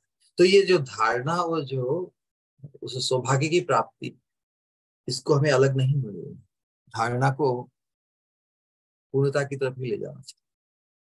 वही हमारी वर्तमान स्थिति में पूर्ण कृतार्थता है। हम परम कृतार्थ अवश्य होंगे, अवश्य होंगे, अवश्य। हरे कृष्ण कृष्ण कृष्ण हरे हरे, हरे राम राम राम हरे हरे। इसका कोई प्रश्न या जिज्ञासा हो, अवश्य व्यक्त करें।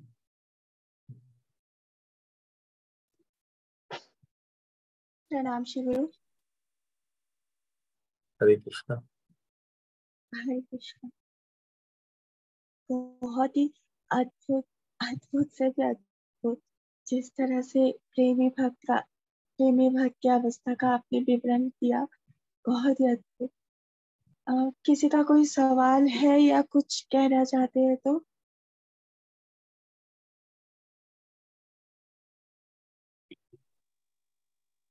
हरे कृष्णा श्री गुरु, प्रणाम। आपका कोई प्रश्न? हरे कृष्ण। बोलो बोलो। हरे कृष्णा श्री गुरु, प्रणाम। गुणमंजरी सखी भी आपको प्रणाम कह रहे हैं। हरे कृष्णा, प्रणाम। तो श्री गुरु, हाँ कहिए, वीडियो में भी आ सकते हैं। बातें वीडियो में दिखना है, आ जाओ। श्री गुरु, एक्चुअली प्रश्न तो हो ही नहीं सकता, क्योंकि जिस स्थिति का आपने वर्णन किया है वो तो अभी किंचित भी अनुभव में भी नहीं है। लेकिन फिर भी ऐसा जो वर्णन आपने बताया कि ऐसी स्थिति होती है, तो ऐसी निश्चित ही होती होगी और अभी भी भक्तों की होगी। मुझे प्रश्न ऐसा हो रहा है कि जैसे गोपियां थी, राधा रानी थी, उनको जो विरह होता था, उनकी जो स्थिति थी, तो उस स्थिति में तो वो लोग बहुत साथ में थे, तो आपस में विरह की भावना और सब बांट लेते होंगे। लेकिन अभी भी होती ही है श्री गुरु ऐसी स्थिति। कोई कोई विरला सखी होगी जिसकी ऐसी स्थिति होती है, तो अकेले में वो अपने आप को कैसे संभाले श्री गुरु? और साथ में एक प्रश्न ऐसा भी है कि आ, हरे कृष्ण। हरे कृष्ण। साथ में एक प्रश्न ऐसा भी है कि अगर ऐसी स्थिति हो जाए, ये इतनी दिव्य और उत्तम स्थिति है जिसको चाहते सब हैं, लेकिन अगर किसी को हो जाए या कोई ऐसा दिव्य व्यक्तित्व दिख जाए, तो उसकी जो विरह पीड़ा को देखकर कोई समझ नहीं पाता है, तो फिर जो समझ नहीं पाते उनका कितना बड़ा अपराध हो जाता है। तो ये एक दो विचार आ रहे हैं श्री गुरु, अगर आपको उचित लगे, अगर मेरा प्रश्न या जो मैंने कहा उचित है, तो आप कुछ बोलिए। प्रणाम श्री गुरु। अपराध तो अज्ञान में होते हैं, क्योंकि जिसकी स्थिति संसार के स्तर से ऊपर हो जाती, उठ जाती है, उसको यदि संसार के लोग नहीं समझे, ये तो सहज है। किसी की दिव्य स्थिति का एहसास यदि हो जाए, फिर तो हम अपराध नहीं करेंगे ना। अपराध तो अज्ञान के स्तर पर ही होते हैं। लेकिन उससे प्रभावित नहीं होता वो व्यक्ति, क्योंकि जो दिव्य अभिभूतता का जिसे अनुभव हो गया है, वास्तव में उसकी किसी के प्रति दोष दृष्टि नहीं रहती, बल्कि सबका उपकार ही मानती। हमारी वर्तमान स्थिति की जो प्राप्ति है, उसमें पूर्व में जिन जिन का हमें संग हुआ, जिनके साथ, सभी का बिल्डअप है। किसी के प्रति दोष बुद्धि रह ही नहीं सकती।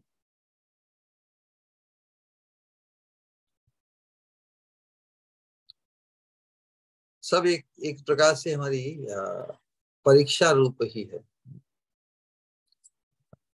एवरी इंस्ट्रूमेंट, संसार का हर पदार्थ, हर व्यक्ति भगवान का उपकरण है ना। तो फिर हम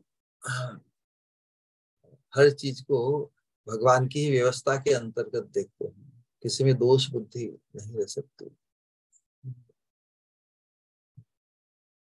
किसी के प्रति घृणा भाव नहीं, किसी के प्रति द्वेष भाव नहीं, किसी के प्रति आक्षेप नहीं, क्योंकि सभी तो भगवान द्वारा ही प्रेरित है। हम ये जो बात समझते हैं ना कि भगवान की इच्छा के बिना एक पत्ता भी नहीं हिलता, तो फिर उस अवस्था में तो किसी के साथ कोई विरोध रह ही नहीं सकता।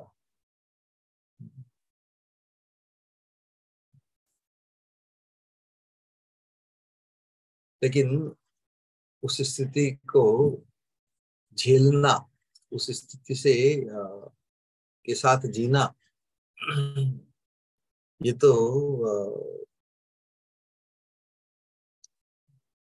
इसमें जो अंतर में अनुभूति है, दिव्य दिव्य अनुभूति, दिव्य प्रीति के कारण, दिव्य भाव के कारण, वही उसका आधार, वही उसका उपचार है।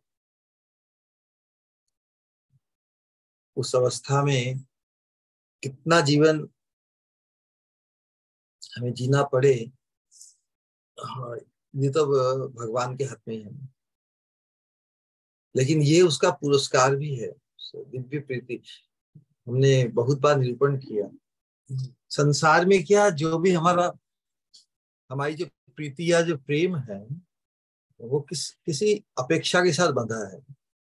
हम कोई किसी को कितना ही चाहे, तो हम संसार में तो उससे कुछ न कुछ प्रति उपकार या कुछ पाने की अपेक्षा रखते ही। मैं किसी को इतना प्रेम करूं तो वो व्यक्ति भी मुझे क्यों नहीं प्रेम करे, ये अपेक्षा रहते हैं। If somebody falls in love with someone, अरे मैं किसी को प्रेम करता हूँ, मुझ में क्या कमी है? क्योंकि किसी को प्रेम करने का जो विचार है,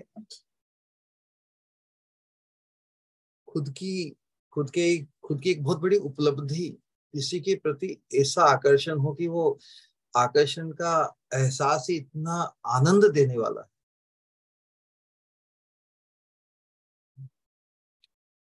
So one should love that one loves someone. कोई किसी के प्रति सच्चा प्रेम यदि उसका है, सच्चे प्रेम के एहसास से ही के प्रति भी उसका प्रेम हो जाना चाहिए। मैं किसी को प्रेम करता हूँ वन शुड लव दिस। तो उसी प्रकार ही है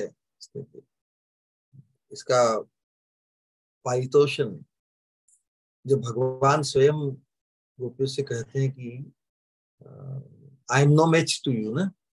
सर्वसमर्थ भगवान भी कहते हैं कि मैं कोई मैच नहीं तुम्हारे प्रेम के आगे, मैं तुम्हारे प्रेम का प्रति उपकार नहीं कर सकता। और इस प्रति उपकार को करने के लिए तो महाप्रभु के रूप में भगवान आए। लेकिन भगवान ने भी गोपियों को, आपात दृष्टि से गोपियां साधारण स्त्रियां हैं, इतना कोई तो शिष्टाचार को लेकर, या क्योंकि दूध बेचने वाली, दूध दही बेचने वाली ग्वाली नहीं। भगवान में प्रीति हो गई, भगवान के रूप माधुरी में, भगवान की वेणु माधुरी में, सब में आकर्षण हो गया। तो वो जो प्रीति होने का जो आह्लाद है, वही उसका पुरस्कार भी है। फिर भगवान साक्षात प्राप्त है। लेकिन एक चीज को समझना होगा, यदि कोई किसी सतत प्रेम करे तो प्रेमास्पद भी उनसे दूर नहीं है, चिंता से दूर नहीं है। तो जिस प्रकार भगवान अपने आप को अक्षम या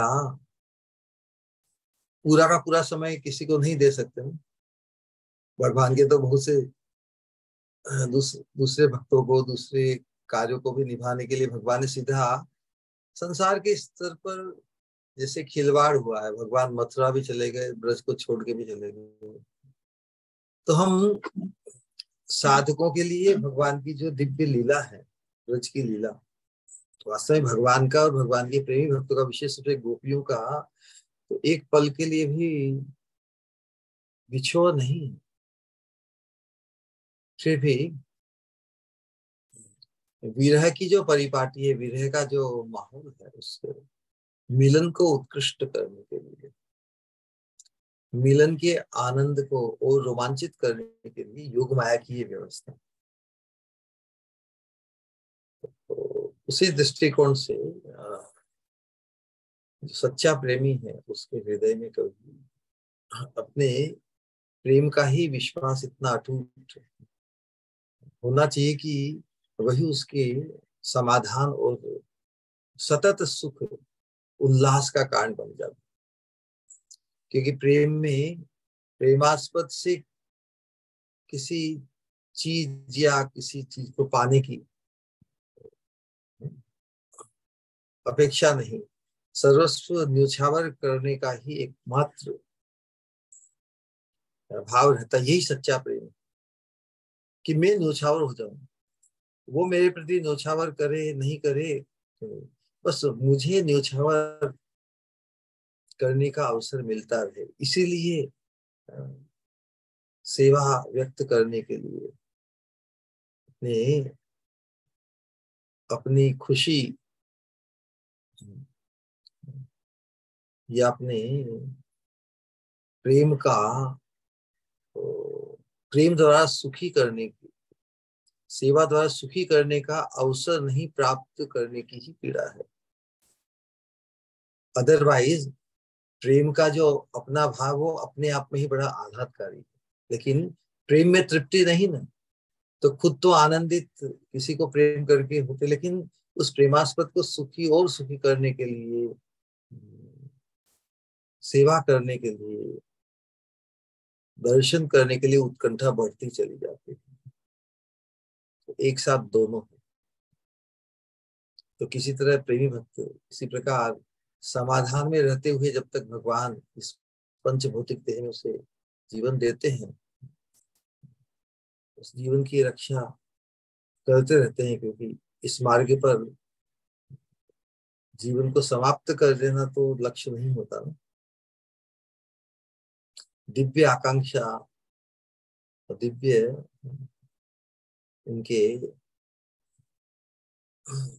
उनकी खुशी जब वो निस्वेच्छा से हमें प्राप्त हो, उसी आकांक्षा और इंतजार में ही जीवन बीतता रहता है, यही स्थिति है एक्चुअली। लेकिन जो प्रेमी भक्त है, इतना अभावग्रस्त होते हुए भी जिस भाव से वो संपन्न है, वह प्रीति का भाव ही आपात दृष्टि से अभावग्रस्त अवस्था में भी उसकी पुष्टि कर देता है। ऑलराइट, ये तो व्यक्तिगत अनुभव की बात है, खुद के अनुभव से ही इस चीज का हम थोड़ा निरूपण कर सकते हैं, अन्यथा तो ये तो व्यक्तिगत चीज है, मेरी सब्जेक्ट। हरे कृष्ण। हाँ श्री गुरु, बहुत बहुत धन्यवाद, आपने बिल्कुल सही बोला और पूरा पूरा पूरा एकदम बहुत अद्भुत समाधान हुआ। श्री गुरु आपको बारंबार प्रणाम। हरे कृष्ण। ऑलराइट,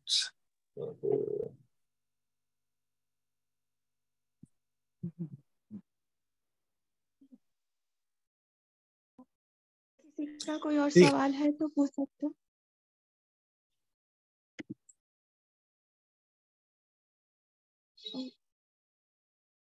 शायद नहीं है, सवाल तो नहीं है श्री गुरु, बस कुछ कहना था, कहूँ। कहो।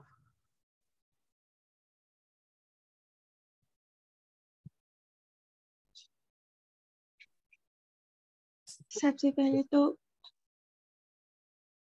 आपका बहुत धन्यवाद। शायद मैं कहती हूँ हमेशा आखिर में, लेकिन चाहे जितनी बार भी कहो, चाहे शुरुआत में, चाहे आखिर में, चाहे हमेशा, हर पल, वो कम ही होता है कि आप वहाँ जहाँ अभी शायद भोर के 5 या जो भी टाइमिंग हुई होगी, तो इतनी सुबह, इतनी मिडनाइट में उठ के हमारे लिए 2 बजे उठकर आप हमारे लिए, हमें लाभान्वित करने के लिए जो जो ये शेयरिंग करते हो, उसके लिए हम ऋणी शब्द या कृतज्ञ शब्द, ये सब भी बहुत मानो मानो छोटे और तुच्छ ही महसूस होते हैं। इसलिए मेरे पास कोई शब्द नहीं है जिससे मैं अपनी कृतज्ञता का या जो एहसास वो बयां कर सकूं। और जिस तरह से हमेशा की तरह आज भी जो मोती आप बिखेरे, खास करके उस एहसास को जो हम जैसे अयोग्य, मेरे अयोग्य हृदय पर समझना संभव नहीं, पर आपकी कृपा, केवल और केवल आपकी कृपा से कण मात्रा भी वो मानव हृदय में वो महसूस होता है।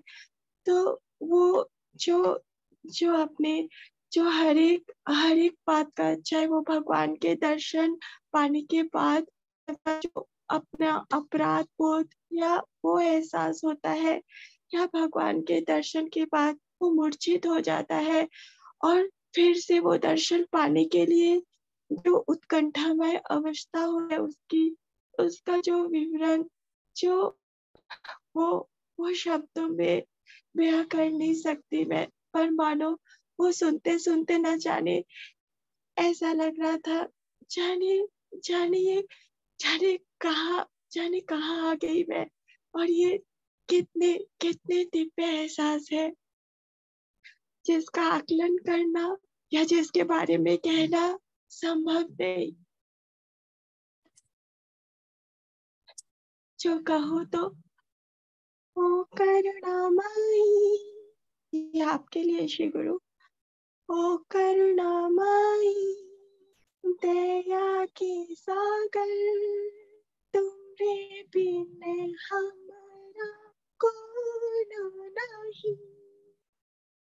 ओ हम पतितों के सहारा, अनंत कृपा बरसाने वाले, तुमरे बिन हमारा कौन नहीं।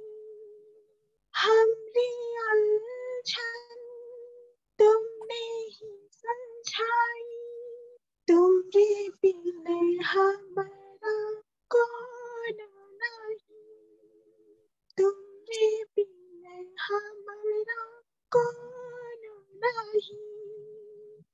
ही हमको संभाले, तुम ही हो रखवाले, तुम्हारे बिना हमारा कोई नहीं। ओ करुणामय दया के सागर, तुम्हारे बिना हमारा कोई नहीं, तुम्हारे बिना हमारा कोई नहीं। भगवान की जो करुणा शक्ति के प्रकाश में श्री गुरु आते हैं, जो सुना हमेशा पर आपसे वो एहसास हुआ श्री गुरु, वो एहसास हुआ। आपका कोटि कोटि धन्यवाद, प्रणाम। हरे कृष्ण।